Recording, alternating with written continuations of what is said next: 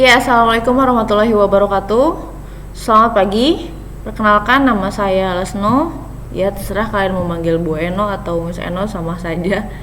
Oke, untuk pertemuan kali ini saya mengampu mata pelajaran dasar desain grafis untuk kelas 10.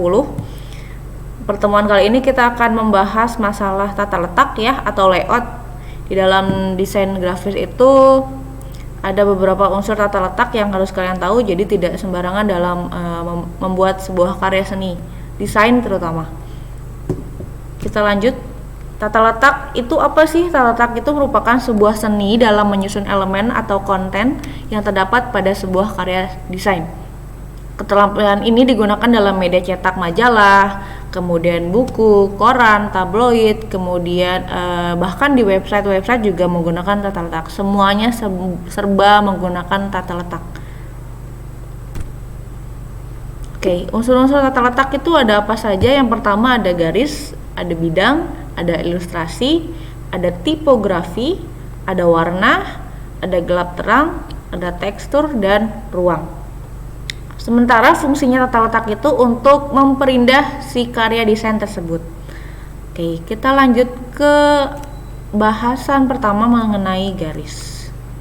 Ya, ini adalah contoh dari beberapa garis yang kita ketahui. Sebenarnya mungkin kita sering menggunakan garis, tapi kita tidak paham apa sih makna dari garis-garis tersebut. Ya, lanjut. Ada beberapa makna. Yang pertama ada garis lurus vertikal, itu kesannya stabil dan statis ya. Kemudian tenang, kekuatan dan kemegahan. Kemudian kalau garis horizontal dapat mengungkapkan kesan tenang dan wawasan yang luas. Garis putus-putus dapat mengungkapkan kesan gerak dan gelisah. Garis silang atau diagonal dapat mengungkapkan kesan gerak ringan dinamis. Garis lengkung mengungkapkan kesan luas. Zigzag berkesan gairah, semangat, dan dinamika. Kemudian yang ketujuh, spiral memberikan kesan kelahiran atau gelombang kekuatan. Bahasan yang kedua, kita akan membahas masalah bidang. Jadi bidang ini ada dua. Yang pertama kita sebut bidang, kemudian kita sebut bentuk.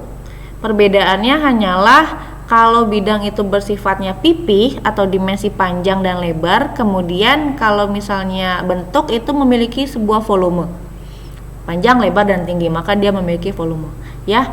Kalau bidang bersifat 2 dimensi, sementara bentuk bersifat 3 dimensi.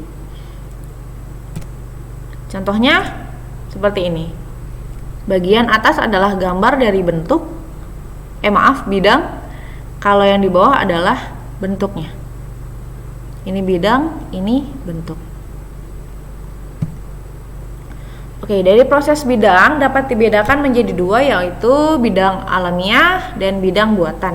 Kalau alamiah itu seperti lapangan, taman, sawah, langit, laut, dan sebagainya.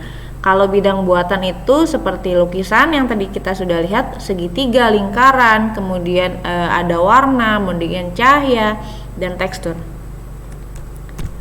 Lanjut ke bahasan yang ketiga adalah ilustrasi. Ilustrasi itu dari bahasa Latin illustrate yang berarti menjelaskan.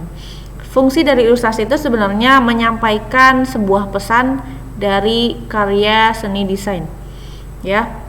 Ilustrasi itu merupakan hasil visualisasi dari suatu tulisan dengan teknik drawing, fotografi, dan teknik desain lainnya yang kemudian menekankan hubungan subjek dengan tulisan daripada bentuknya. Itu fungsinya ilustrasi, untuk menyampaikan sebuah pesan. Ini merupakan contoh dari ilustrasi. Kita lanjut ke bahasan selanjutnya untuk tipografi. Tipografi, apa sih tipografi? Tipografi merupakan ilmu seni grafis dalam memilih, menyusun, dan mengatur tata letak dan jenis huruf dengan tujuan sebagai pendukung pesan atau karakter desain.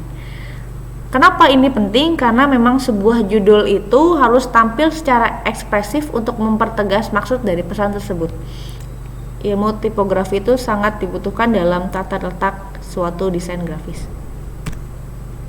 Ini adalah contoh dari tipografi. Baik, untuk unsur-unsur selanjutnya kita akan bahas di pertemuan selanjutnya. Dan sekarang tugas kalian adalah menjelaskan ilustrasi yang sudah kita lihat sebelumnya ini. 4 ilustrasi ini silahkan kalian jelaskan dan kumpulkan dengan kelompoknya masing-masing. Terima kasih. Assalamualaikum warahmatullahi wabarakatuh.